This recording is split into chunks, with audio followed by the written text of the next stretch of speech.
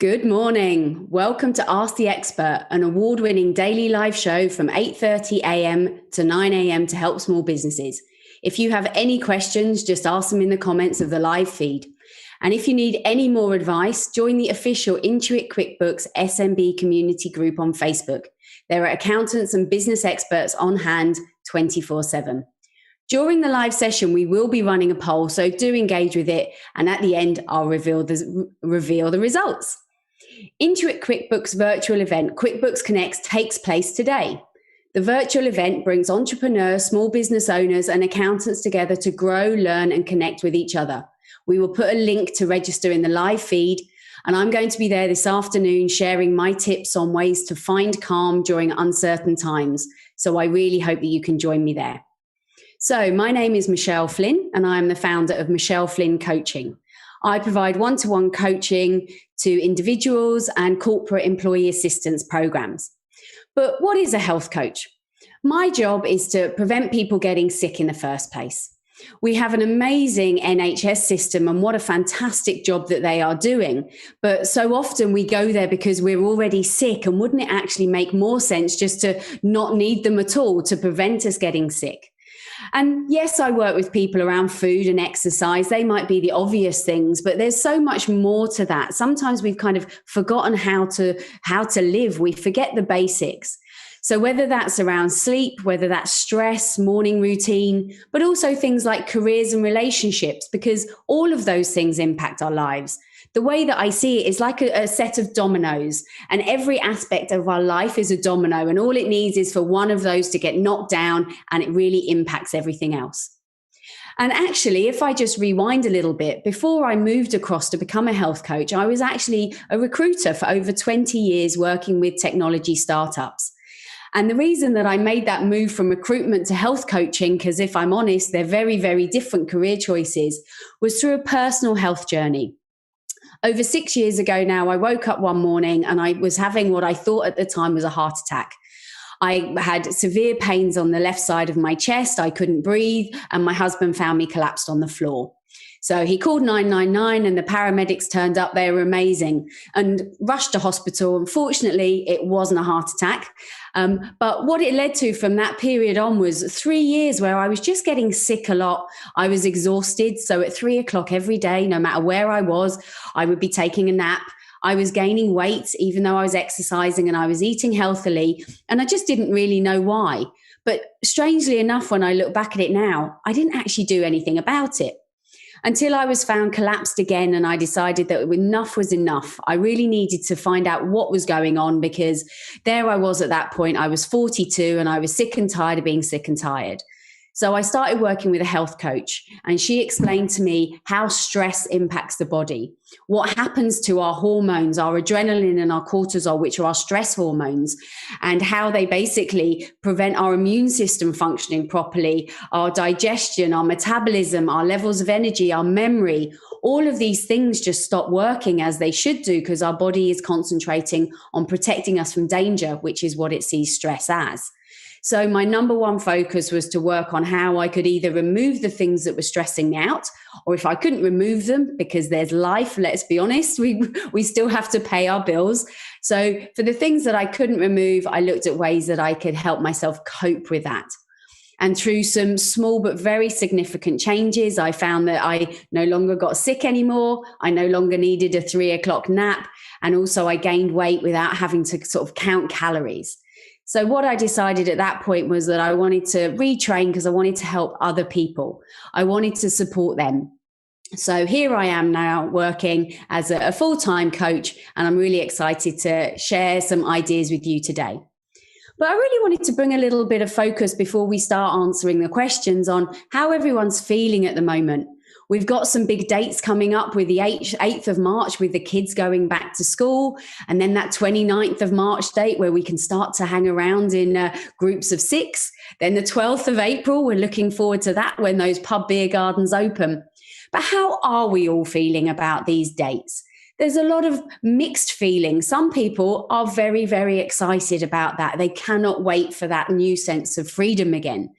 For other people, there's anxiety around that. How are they going to sort of react being in groups of people?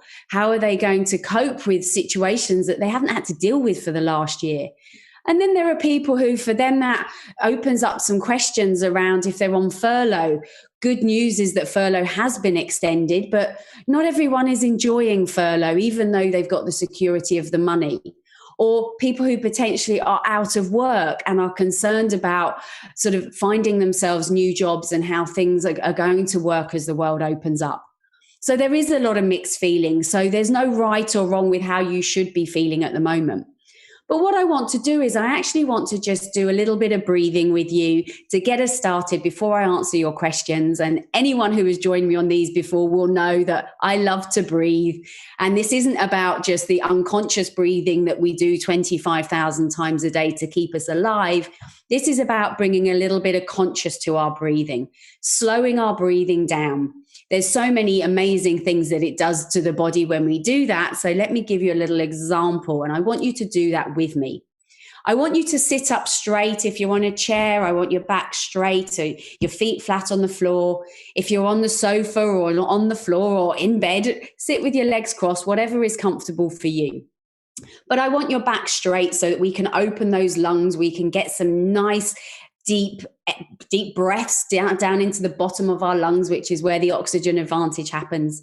If possible, I want you breathing in and out of the nose. That is where we should be breathing. Our mouth is not a part of our respiratory system. Our nose does a lot of magic to that air to prepare it for us to inhale, to do the goodness with the oxygen in our blood and in our organs.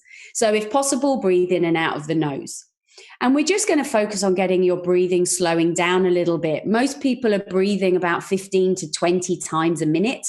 Really, we want to slow that down to somewhere between 5 and 8 times a minute. So I want you to close your eyes and I just want you to listen to my voice. And we're just going to do a few little rounds of breathing.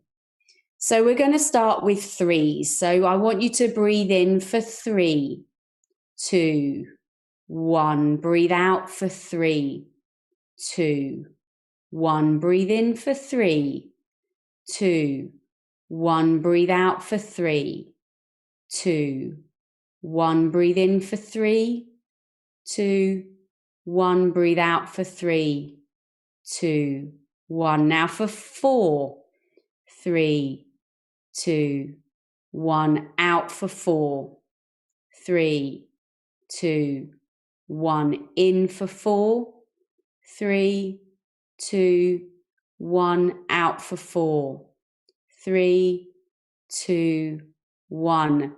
In for 5, 4, 3, 2, 1. Out for 5, 4, 3, 2, 1. In for 5, 4, 3, 2, 1. Out for 5, 4, 3, 2, 1. In for 5, 4, 3, 2, 1. Out for 5, 4, 3, 2, 1.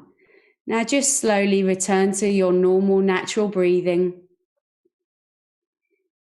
You might feel some tingles in your fingers and toes, but wiggle them about a little bit. And when you're ready, just open your eyes. I hope that you're feeling just a little bit more relaxed. Maybe as you were exhaling, you were noticing that your shoulders just felt a little bit lighter, a little bit softer. What you have physically done there is that you have changed the chemistry of your body. This is not woo-woo. This is all science. Breathing is oxygen in and carbon dioxide out. Our bodies are a mass chemistry experiment, and we are able to play with those chemicals to create the optimum. So throughout the day, when you just feel overwhelmed, when you feel a little bit stressed, I want you just to turn to the breath and just some simple breathe in and breathe out. So now we can get started with the questions. I'm going to start with Arabella, who sent a question through from Instagram. She said, "Morning, Michelle. The lockdown allowed me to pick up some good habits like being more organized in life, going for long walks and gardening. With things going back to normal, I don't want to lose track of these habits. How do you think I can make this happen?" Arabella, this is absolutely something that a lot of people are wondering at the moment, because we've had this different time. Maybe it's not commuting, or maybe it's the sort of fact that we've had more freedom in our jobs to be able to have those time to create those habits. What I would suggest is picking the things that absolutely are going to become your non-negotiables. So if that is gardening, if that is going for a walk, it's like putting a boundary around yourself and saying, these are non-negotiable. And that might be that you have to have a conversation with your boss and say, these things are really important. They're really good for my well-being. I need to get out. I need to be in nature, and see if your boss will give some flexibility. If there isn't flexibility around your job, then it's about having some flexibility with yourself. So one thing that I have done is actually I now have created a lovely new morning routine, and it has become my non-negotiable, because I know if I don't get to do it, I'm just going to feel terrible. So what I actually do now is I get up earlier in the morning, but I kind of rewind, because to be able to get up earlier in the morning, I go to bed earlier at night. So make sure I can still get that good amount of sleep so I don't wake up tired. So it might be that you need to shuffle your day a little bit if you need to find time for these new habits. So having a walk, maybe if it's first thing in the morning, going to bed a little bit earlier so you can get up a little bit earlier. I was up at 6:15 this morning. I never thought I would be doing that, but it's really important to the routine. And then things like if you're doing one-to-one conversations with people and you can do them on your hands-free on your phone rather than being on the screen, go for a walk whilst you're doing that. I've actually done some weeding in the garden whilst I've been on the phone before. So looking at your day and finding time to make those non-negotiables happen. I hope that helped. Now I'm going to move on to Eleanor from Twitter. She said, "Good morning, Michelle. Good to see you back." I love that. I was wondering if you have any tips with dealing with the upcoming changes in the next few weeks with school and work reopening. I've enjoyed the family time during lockdown, doing a lot of work and studies together as a family. I feel the lockdown was a blessing in some ways, and I'm not looking forward to going back to the stressful life we had before. Absolutely second that. And that was what I was talking about at the beginning, those mixed feelings that, of course, brilliant for the kids to go back to school, brilliant for them, and brilliant to give parents a little bit of space as well. But how do we keep up those new traditions that we've created? Maybe that's sort of all having a nice lunch together because the kids haven't been at school, or having a little bit more time in the morning so that it isn't quite as stressful trying to get the kids out of the door. So again, like I was mentioning there to Arabella, it's about looking at what those non-negotiables are. Write them down. What are those things that you really want to keep up? And if it is having a lovely family lunch and you can't do that because obviously the kids are back at school, make sure that you use the time wisely on a weekend. If it's the fact that work is reopening and now you are going to have to commute, I don't know what your commute would be, but is there a way that you could potentially add some of that walk into the commute? Could you walk to the station rather than drive to the station? Or could you get off a stop earlier at the other side? So really looking at your day and going, what do I want my ideal day to look like? What do I want it to include? What are the non-negotiables? And how do you make that happen? And of course, this isn't going to be about being perfect, is it? As soon as real life kicks in, there is that chance that we press play and suddenly we've fast forwarded and forgotten all of the good things. But taking that time to remember sort of, what do you want to start doing? What do you want to stop doing? And what do you want to continue doing? And write those things out so you've got that idea of what's become really important. And a lot of the time, this is about taking some time to think, to reflect, so that you know what it is that you really love and want to keep doing. So moving on to Oliver from Facebook Messenger. During this lockdown, I've been on furlough and I've taken to the real world of Netflix. Oh my goodness, I understand that.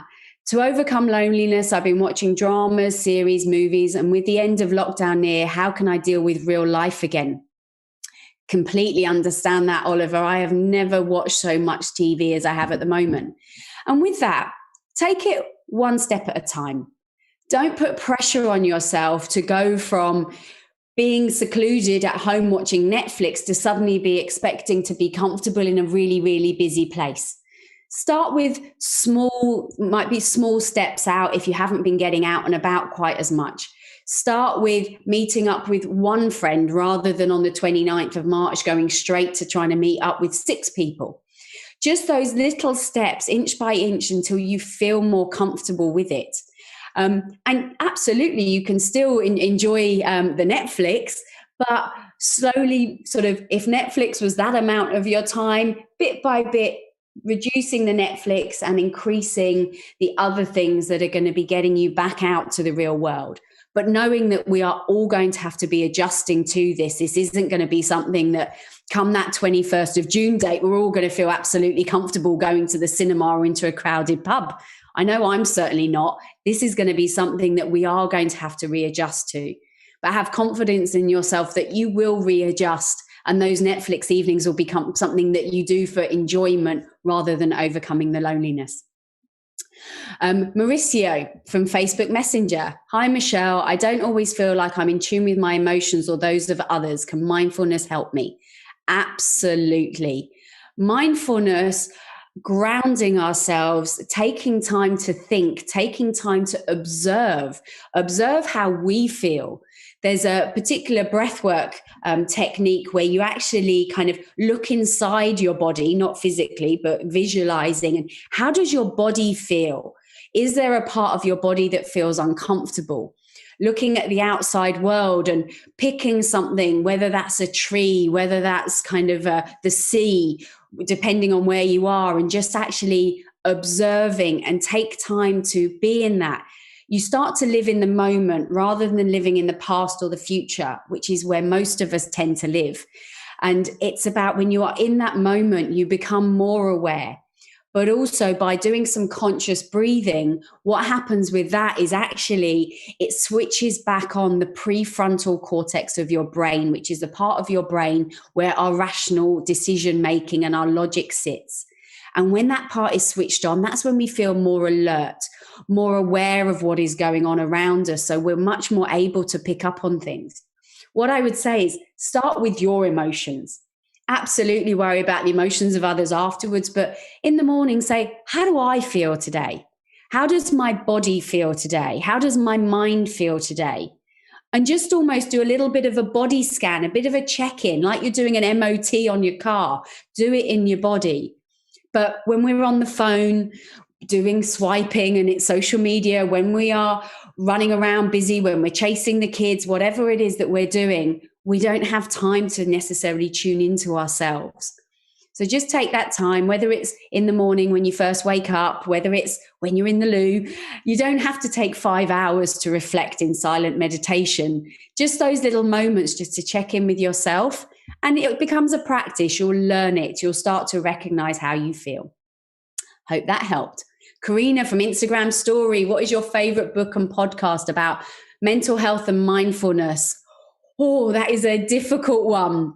Okay, there are a number of different people who are doing the podcast circuit that I would recommend, and they're all talking about breath. There is a chap called James Nestor. He wrote a book called Breath, and he's been on quite a few podcasts, including Joe Rogan and Dr. Chatterjee. So, and to be honest, Dr. Chatterjee is almost my go-to podcast. It's called Feel Better, Live More. He has all of the sort of the top names in the world of wellness, whether that is around mindfulness, mental health, sleep, routine, building habits. So Dr. Chatterjee is a great place to go in terms of that. If you want to understand more about the science of breathing and how breathing and mental health, and Patrick McKeown is an expert in that space.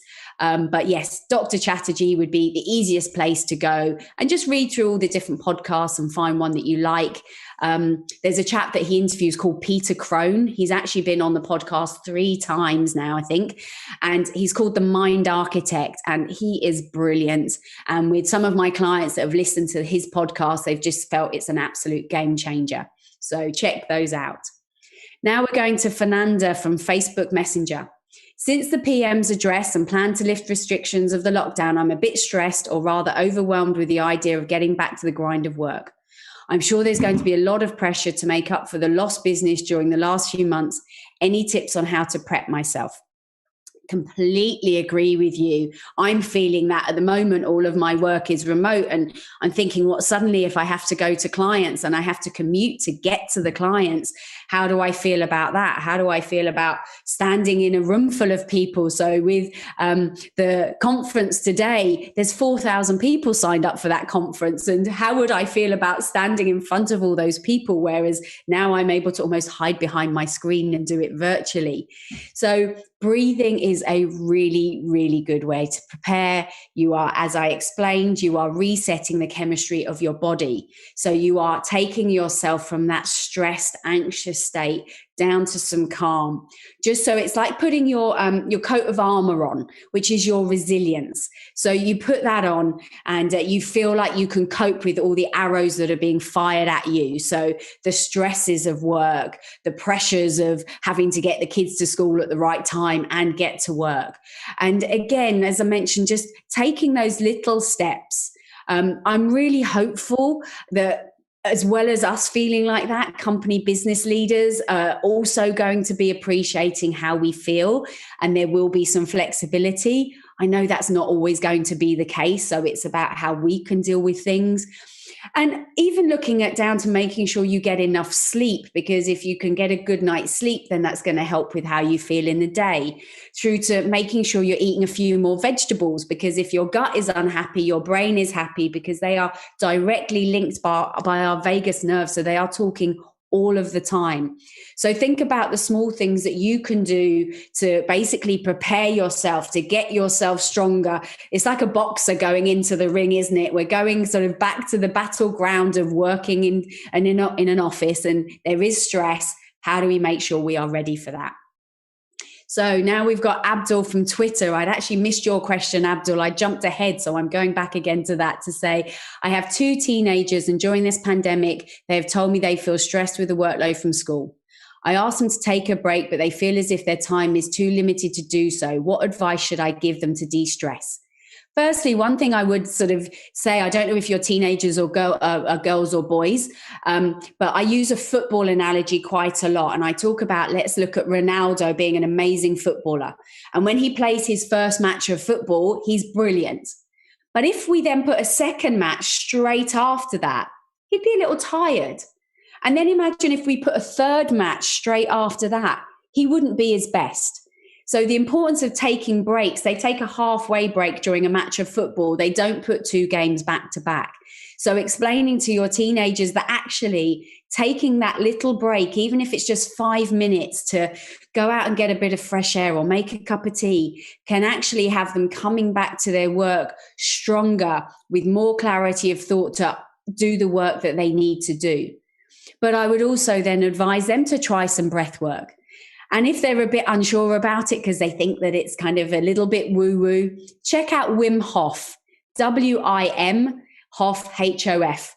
He has a technique called the Wim Hof Method, and he is brilliantly entertaining. So a great way for teenagers to almost start getting into breath work, because he does it in a really entertaining, really normal way.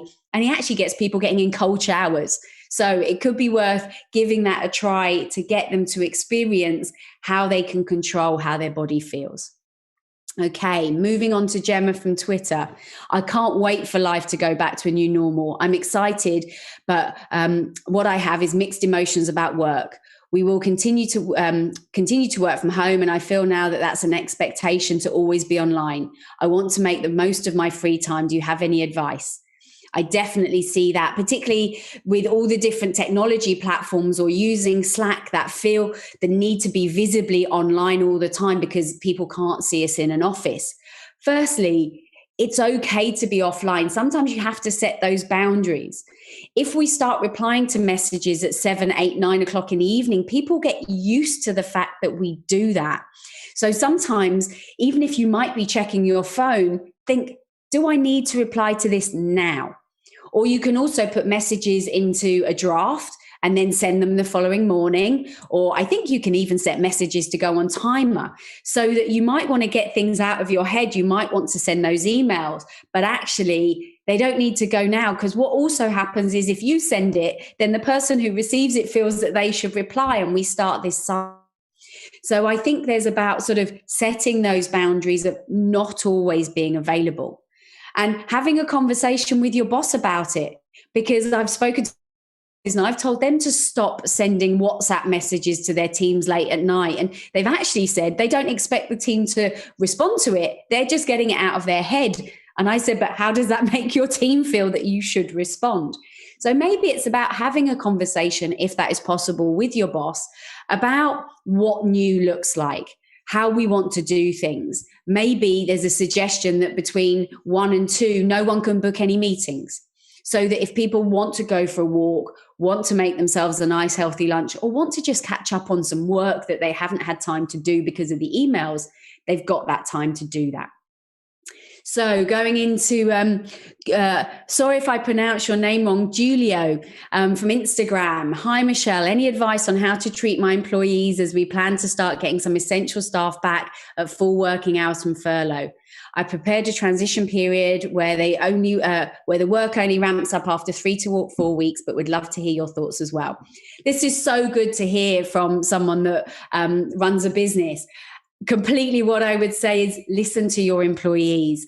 Talk to them about how they want things to work. If it's possible with your business to sort of have a bit of flexible time at the start of the day, the end of the day, for people who are maybe having to take their kids to school. So speaking to them, giving them that bit of space, putting some time in there to not have meetings, and understanding that those people coming back from furlough have got to find new routines for themselves. And some will be so excited and some of them will be quite stressed about that. So I love the fact that you're giving them some time to ramp up. So we are nearly running out of time. So I want to reveal the poll results to you. The results are in. We asked you, how do you feel about coming out of lockdown? We've got some drum roll. I can't do a drum roll, but you get the idea. So 50% of you said that you are relieved. 25% of you said that you are stressed. And 25% said you have mixed emotions. That absolutely makes sense. That I completely expected there to be an array of thoughts there, because we are all different. We all feel different. And for some people, this is really exciting, be able to get back to that normality. But for others, there is that sense of stress, as we've been answering questions about that. What's it going to look like? Are the dates going to be as we are hoping? How are we going to feel being around people? And for me, I'm in that mixed emotions category. I'm really excited about it, but I'm also nervous. How am I going to feel when someone comes to hug me for the first time?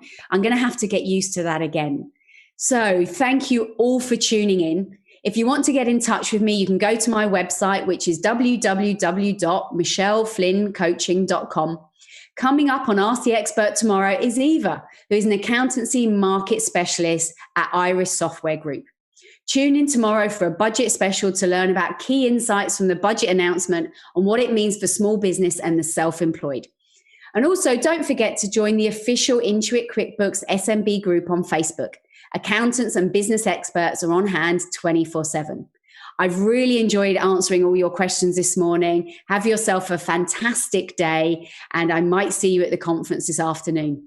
Bye.